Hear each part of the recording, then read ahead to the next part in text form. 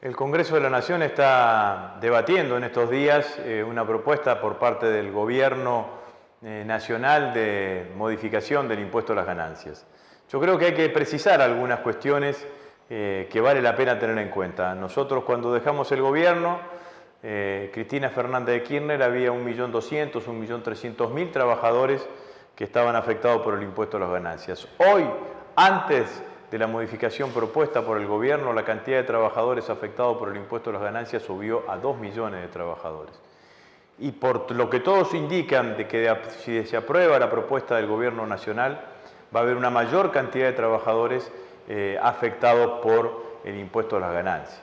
El gobierno ha salido a decir que es un problema que afecta solamente al 3%, 4% de la población de los trabajadores de más altos ingresos en la Argentina.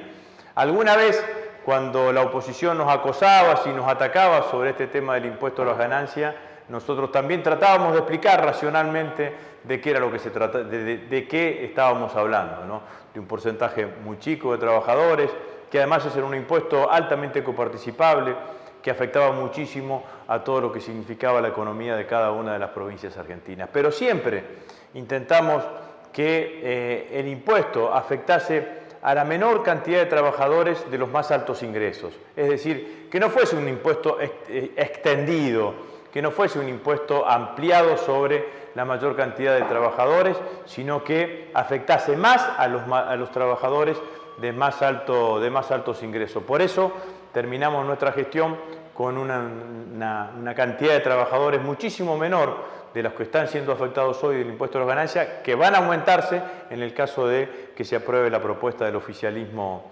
en la Cámara de Diputados y en la Cámara de Senadores.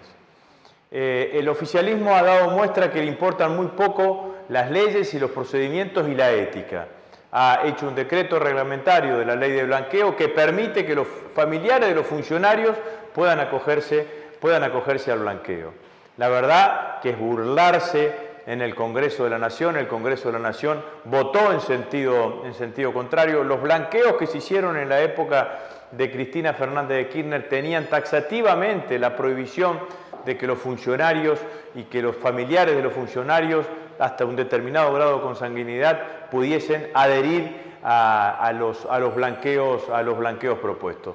El gobierno le ha hecho pito catalán al Congreso, para decirlo de alguna manera, y ha reglamentado permitiendo que los familiares de los funcionarios pudiesen adherirse al blanqueo. ¿Tiene alguna lógica esto? Sí, tiene la lógica de que estamos en manos de un gobierno de los sectores más altos, más pudientes de la sociedad argentina, que han hecho de la evasión, de la fuga de capitales, del armado de sociedades offshore, de los depósitos de cuentas en el exterior, una práctica habitual. Entonces, todos los funcionarios, o gran parte de los funcionarios de este gobierno que pertenecen a ese sector más alto de la sociedad, el 95%, tienen ellos o familiares de ellos situaciones de necesidad de blanquear porque han evadido sistemáticamente impuestos en la Argentina.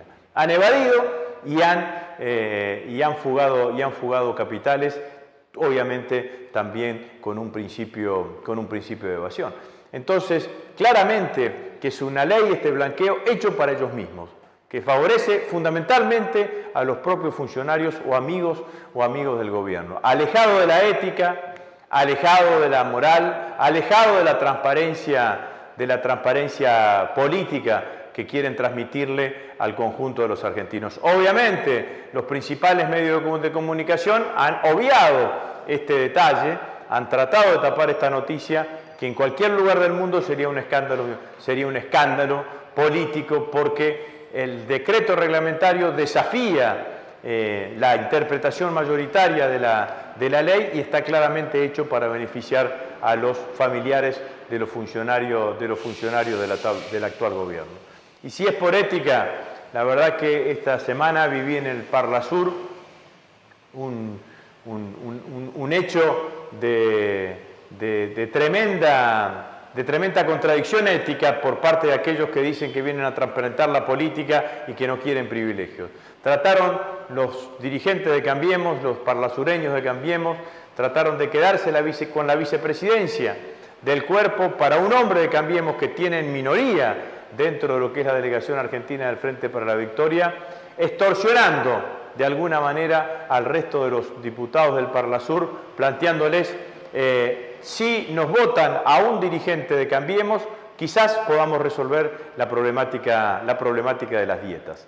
Que ustedes saben que desde que asumimos como miembros del Parlasur no cobramos un peso por decisión del presidente Macri y de su jefe de gabinete. Extorsión lisa y llana, porque es un gobierno que extorsiona en el Parlasur, extorsiona a los gobernadores, extorsiona a los intendentes, extorsiona a los movimientos sociales. La extorsión es la metodología política más habitual en las prácticas políticas del gobierno de Cambiemos.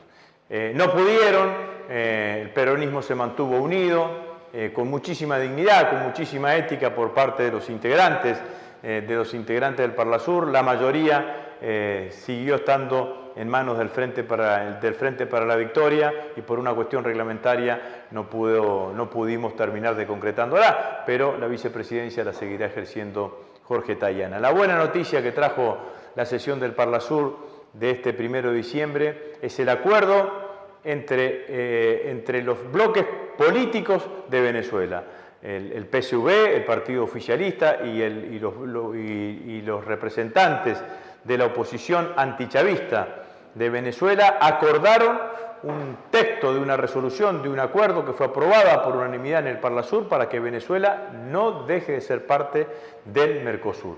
El 15 de diciembre se reúnen los cancilleres en la Argentina y hay una presión del presidente Macri y del presidente Temer para separar a Venezuela del Mercosur. Ni los opositores a Maduro quieren esa decisión, así que yo espero que llegue la reflexión y que Venezuela siga siendo parte